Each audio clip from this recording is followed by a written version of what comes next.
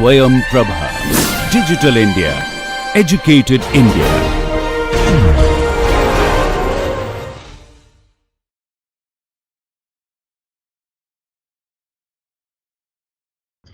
Continuing the discontinuous fiber composites topic. Okay, I just wanted to rehash whatever I said yesterday quickly. So we started off with the mat, and then a more practical problem which was of interest to Cox was understanding the stress distribution in the fibers or chop strands which are existing in a paper, because I'm thinking he was involved in doing some research on paper. And just to let you know why we want to know the strength of paper is that maybe you can also look up online. Nowadays, YouTube, there are many videos also available for every topic. You can check. See, when paper is made, you start off with pulp, which is usually bamboo or straw or old papers, old rags. You know, these people who collect all these old papers and all these, many of these actually go back to recycling. And after some treatment, which is actually a pretty intensive chemical treatment, and you make a pulp out of that. And in that pulp, typically there will be these small strands or chop fibers, and then the other matrix, which is again mix of cellulosic or these old papers, rags, everything. And then you put it through some dryers and rolling process. And in all this process, actually you are holding on to this paper and you are pulling it. So the paper needs to have a certain tensile strength, a lower bound of it. Otherwise, you really can't even manufacture the paper. So now when you go to buy photocopy paper or some other paper, there is something you see, GSM. I don't know if any of you have noticed. How many of you have noticed this GSM, or have you heard are you hearing it for the first time? So I've seen it. Yeah. So one person, huh? Nobody else? Yeah. So GSM sort of indicates the weight of the paper. So essentially, the higher the GSM, the thicker is the paper. And normally, you know, bond paper, there used to be something, I don't know whether you people use it now, but in previous years when we were in college, usually you would print out your resumes and CVs in bond paper. You don't print them out in the regular photocopy paper, which is reasonably thick but not as thick as a bond paper, and it had a certain glossiness and a finish to it. So how do you decide all these things? There has to be some mechanics in it. You know, that is what we are looking at today, in a sense. So I just, the reason I'm telling all this story is because many times we don't understand what we are doing and the implication of it to the actual real world. So you might look at composites course as something to do with aircraft. It is nothing like that. You know, it's only our imagination and our thinking that limits the application of this to different problems. At the core of it, it is basically you're looking at equilibrium, you're looking at constitutive relations, and you're looking at compatibility equations. And now where you apply it, what problem you apply it, will transform the topics. So if you think about it, every day we have been using paper since our childhood. You might not have realized the analytical modeling that has gone into designing a paper. I mean, there are two ways to make paper. The old way, where it was more of an experimental approach, an empirical approach. You would make certain ratio of cellulose, these matrix. You would have certain amount of chop strand, and maybe people have tried different quantities, different ratios, and figured out that, okay, if you do like this, this is good enough, you will get a good paper. And then you continue that process. But the problem with that approach is that if somebody were to come to you with a certain specification, saying that I want a paper of X GSM, or this is the kind of tensile strength I need in this paper, then it becomes difficult to quickly design that paper, because we really don't have a model or a formulation to decide. how I should mix these things and what should be the ratio of these chop strands, what should be the length of these chop strands. So in any good manufacturing process or any product, when we are designing, we want to have complete control over the product's design. If you don't have it, then it is an empirical process. And usually what happens with empirical process is that you can never extrapolate beyond your experience. So if your experience is restricted to making certain types of fibers, then that is where you are stuck. Because anytime a particular customer requirement would come to change that product or asking you something beyond what you are used to making, you will not be able to deliver, because you don't have a clear understanding, or we don't have a clear understanding of the underlying physics of the manufacturing, physics of the product design. And we are stuck.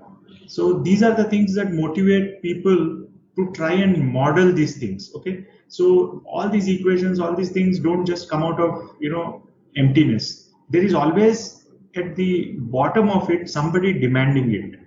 People otherwise don't do these kind of things just for the heck of it. Okay, I mean, it's not like Cox is sitting in his room and office and suddenly decided that I want to do this shear line. No, it doesn't come like that.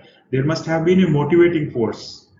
Somebody requirement, somebody asking that I want to understand this, can you help? And then that person would have put his knowledge of mechanics and trying to solve it.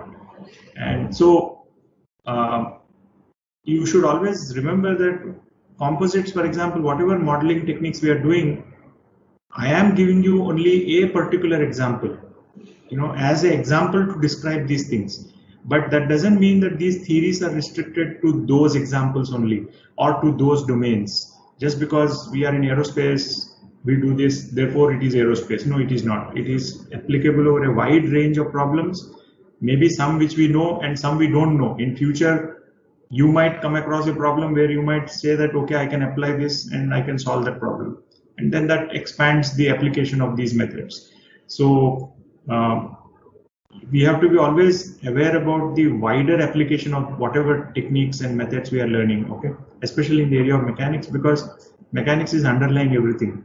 When I talk about product design, for example, you might not think about paper as a product to be designed, because we never think about these things. Everyday usage items, we normally tend to undervalue the complexity involved.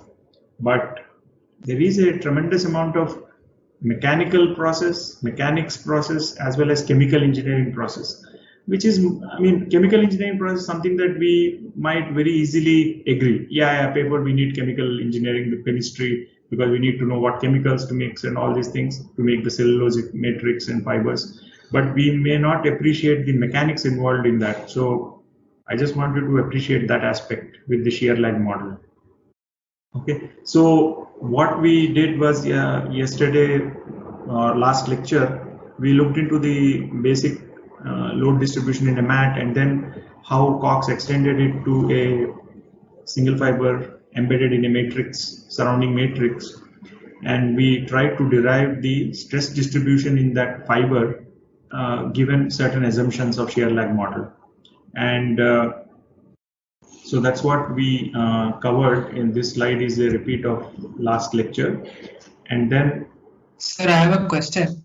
Yes. Sir, when we have glass fibers, the fibers are randomly oriented, right? So how did he assume that in paper the fibers are along one direction only? No, so chop strand fibers can be made oriented in one direction also. It is not necessary that you need to be always randomly oriented, but you can have also random orientation. Then what will happen? We are doing it, this, what we are basically doing here, this model is a micro model, because here we are considering fiber and matrix or only fiber and matrix. Now, how to calculate the effective properties of a big one? Then you would have to assume a fiber distribution, like what we did for the mat, and then you can maybe calculate what the effective properties of a randomly oriented fiber matrix arrangement. But here we are going to assume it's unidirect, I mean, at least aligned, which is not very far-fetched, because if you look at a manufacturing process like a paper, how would you do that? I mean, you would have these fibers typically poured and will be flowing through a resin system, which is being aligned through rollers. So typically the chopped fiber pieces would get aligned in a certain direction. I mean, I'm sure there will be some fraction which is misaligned, but it is not that impossible also to get alignment of these things.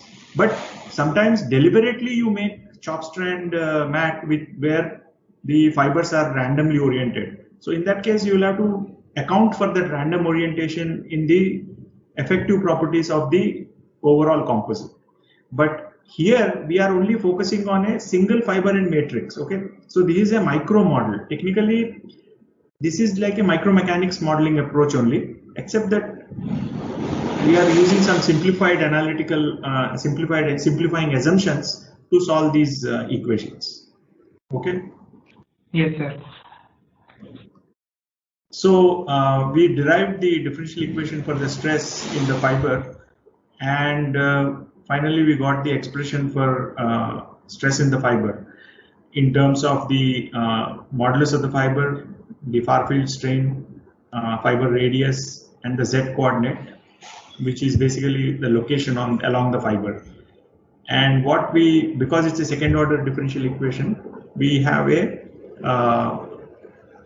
two constants, B and D, which have to be now determined from a boundary value problem. So that is where we stopped, just to recap. So then we come to the actual solution for B and D. So here, if you notice, I have put the title here, standard shear lag. That implies that there is something which is non-standard also.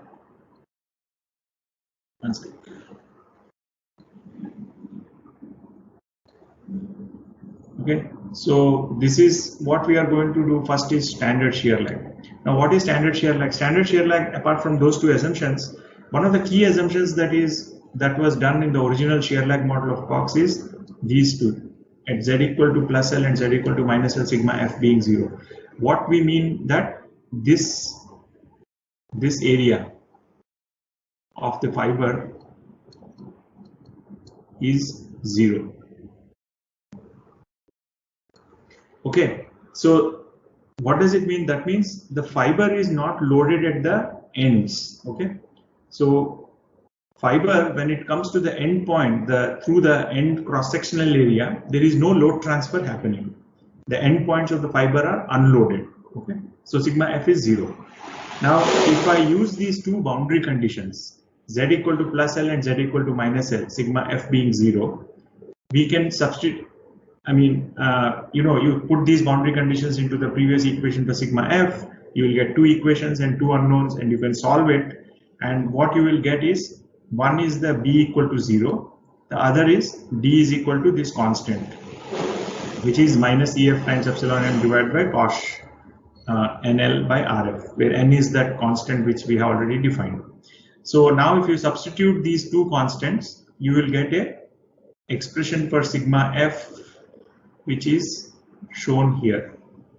Okay, so this is the expression for stress in a fiber which is embedded in a matrix where some far field epsilon m has been applied. Okay, so now let us see how this distribution varies with location. So z is a coordinate variable, as I am showing here in the picture.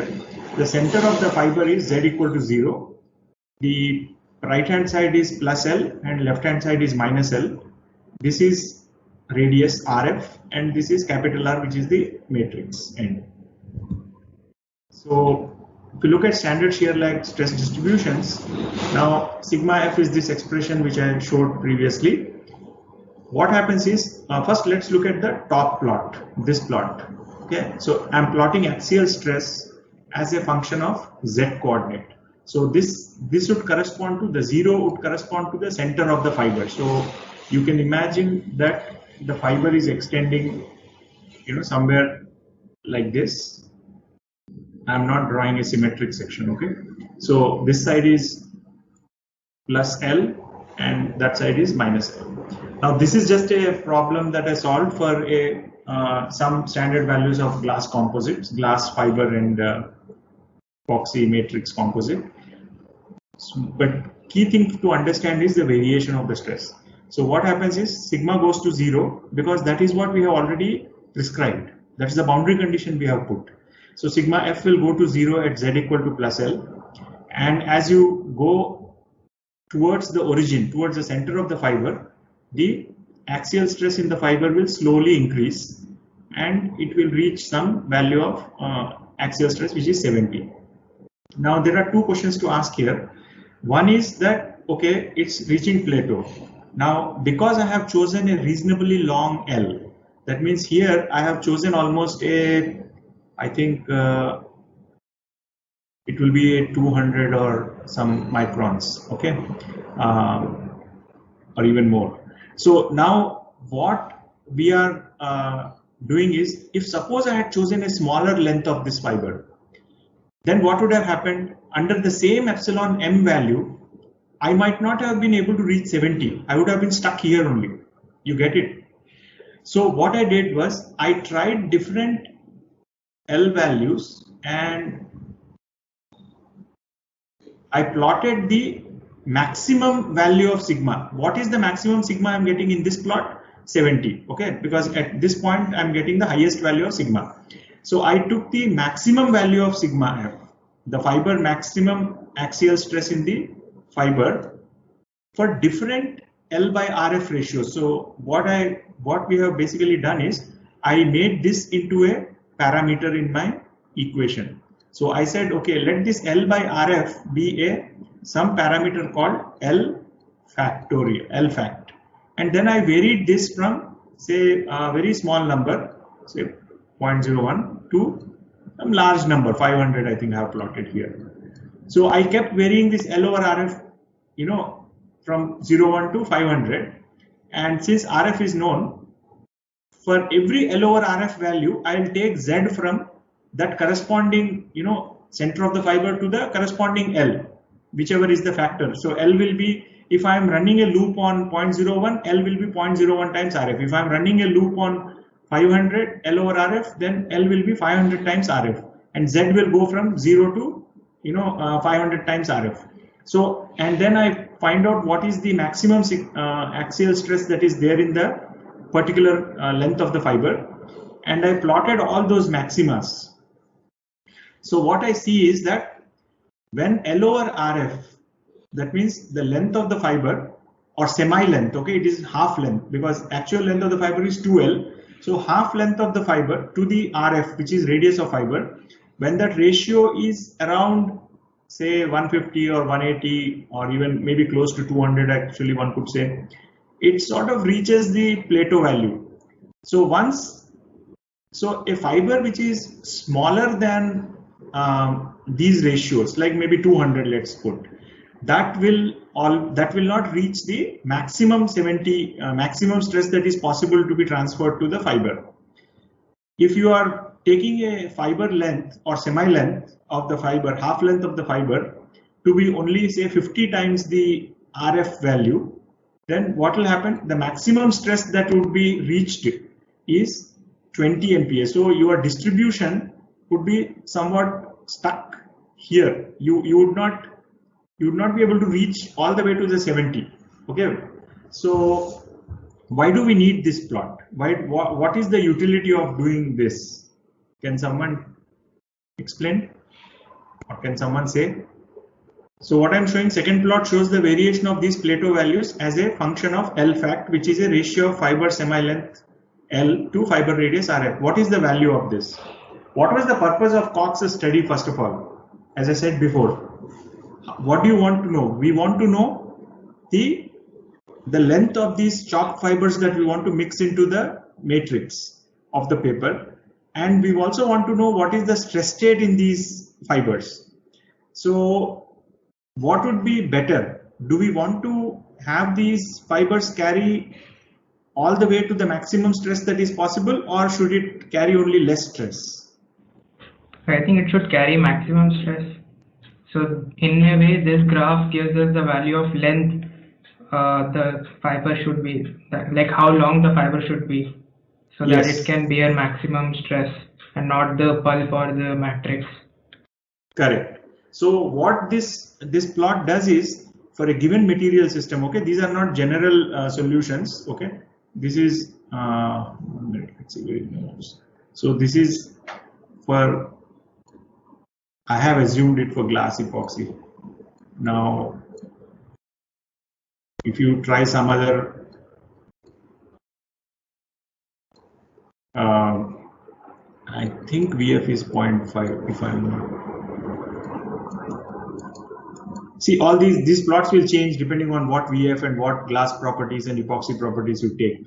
But the thing to understand is, as someone mentioned right now, that this plot gives us what is the critical length of the fiber that I should be chopping it in, so that I can do an effective stress transfer into the fiber.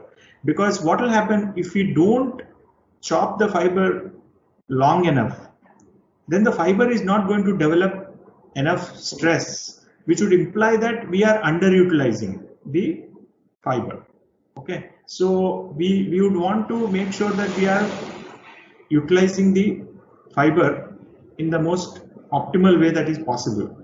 And also VF could be one other factor in this, you know. So all these things you can do a study on this.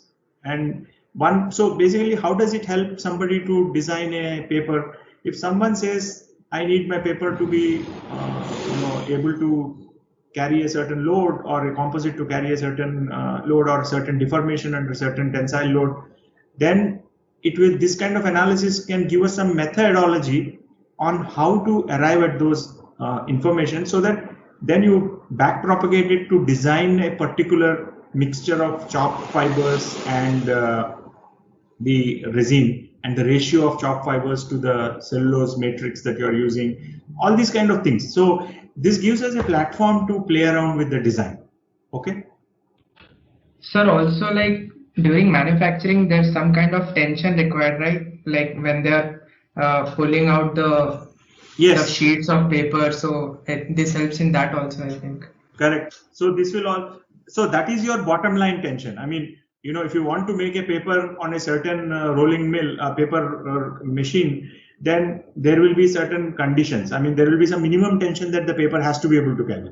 Otherwise, you know, you are sort of stuck even during the manufacturing process, because the rolls will not be able to pull the fibers, pull the paper, you know, as it's being made, because the paper will start tearing. So it's a paper manufacturing is actually a very complex phenomena, because you know, you are dealing with a mixture, like a very weak material, you know, like a cellulose matrix in which you are putting these chopped strands, and then it undergoes. So it starts off as a semi-liquid bath or semi-liquid gooey type mess, and then as you go through the dryers and all that, it becomes more and more strong, and then you have the final roll that you see of a paper, usually it's a very big roll.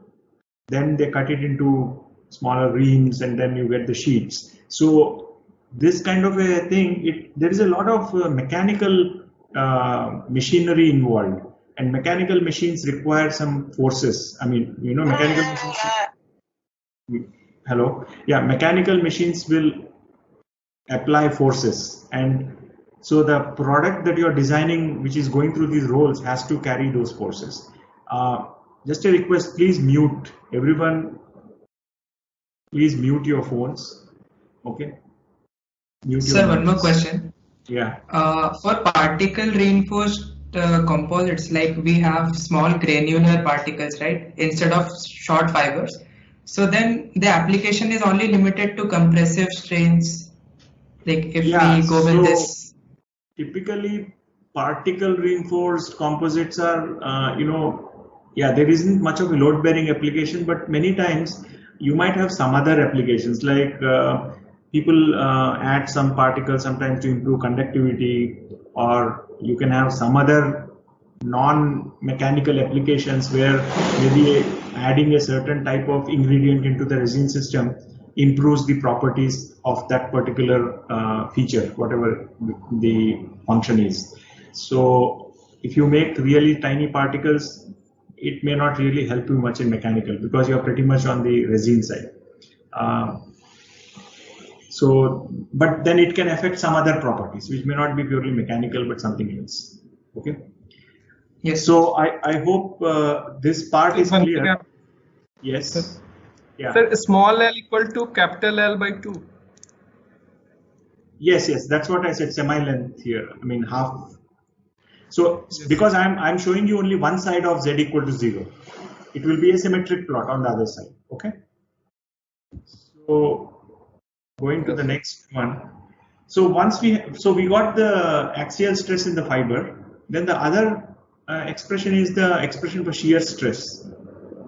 Now we already have the expression for shear stress which we derived last class, which is shear stress is a function of the derivative of the axial stress. So we take the axial stress expression that we have found out in the previous slide, and we take the derivative, and we can get the expression for shear stress. Now what is going to happen to shear stress? Shear stress is going to follow a opposite to the axial stress, and I think it makes logical sense. So let me just draw a fiber just for illustration. So this is your fiber. Okay. Now this is your z coordinate. Now this is your center of fiber, and this is your z equal to plus L, and this is going to somewhere here z equal to minus L will be there. Okay, I'm not drawing. So now what's going to happen to shear stress? Because here we have enforced the boundary condition sigma f is equal to 0. Now because sigma f is equal to 0, you saw that in the previous slide my axial stress, axial stress plot is going something like this. Okay, it's 0 at the end and reaching a plateau value at towards the center. Depending on the length of the fiber, it may or may not reach the plateau value. If the length of the fiber is very small, you may not reach this plateau. You might be cut off at some point here or there or whichever, depending on L. If we assume that the fiber was longer than 200 times the radius of the fiber, then maybe it would have reached the plateau value for that particular material system which I showed.